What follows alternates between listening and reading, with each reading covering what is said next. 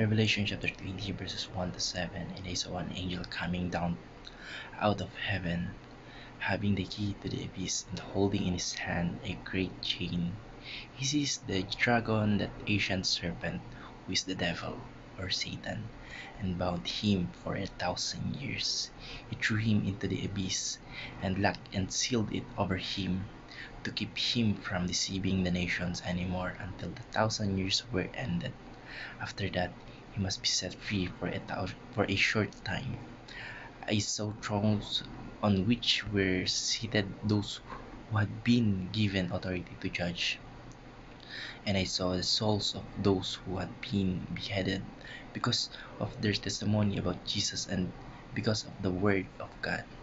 They had not worshipped the beast or its image, the beast or its image rather, and had not received its mark on their foreheads or their hands. They came to life and reigned with Christ 1,000 years. The rest of the dead did not come to life until the 1,000 years were ended. This is the first resurrection.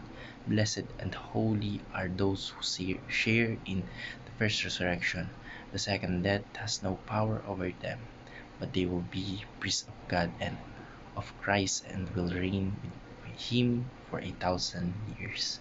Magandang araw. Tatalakayan po natin ngayong araw sa ating daily devotion ay ang amillennialism. At ang una pong turuan na natutuhan ko ngayong araw kay Pastor Russell Ocampo ay Jesus will come back again. Ang muling pagbabalik po ng ating Panginoong Kristo ay maghahatid ng katarungan at pagkatalos ng kasamaan sa huling paghukom o last judgment. Makikita po sa talatang ito na yung mga tumanggap sa ating Panginoong Kristo at yung mga nanatiling tapat sa Kanya ay magkakaroon ng bahagi sa Kanyang kaharian, habang yung mga masama naman ay harap sa kanilang kaparusahan o sa Judgment Day. At ang ating Panginoong Kristo po ay babalik again. Yung Jesus will come back again ay nagsasad po ng isang makulay na pag-asa para sa mga ating nananampalataya sa ating Panginoong Kristo, tsaka yung isang babala para sa mga hindi tumatanggap sa ating Panginoong Kristo, dahil ito po ay magdudulot ng pagtatapos sa kasalukuyang sistema ng mundo at pagsisimula ng isang bagong yugto ng walang hanggang kaligtasan at kapayapaan. Kaya you must repent and have faith in our Lord Jesus Christ to attain or to receive salvation. Ang natutuhan ko naman po sa pangalawang katuruan ni Pastor Russell Ocampo ay the kingdom of God is a present reality. Ang paghahari po ng ating Panginoong Diyos ay nagsimula nang dumating po ang ating Panginoong Kristo dito sa mundo at magsimula ng kanyang ministeryo. Sa ngayon po, ang mga mananampalataya kay Yesu Kristo o sa ating Panginoong Kristo ay tinawag na maging bahagi ng kanyang kaharian. At yung ating Panginoong Diyos po ay naghari sa ating mga buhay sa pamamagitan po ng Espiritu Santo within us. Kaya nga po, the Holy Spirit is within us. Nasa loob po natin ang Espiritu Santo.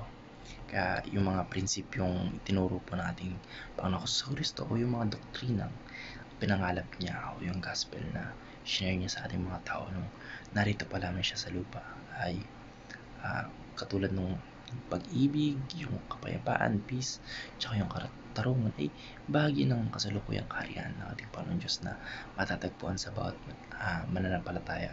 Tayo po yung mga alagad ng ating Panginoon Kristo, yung living testimony ng kanyang katuruan.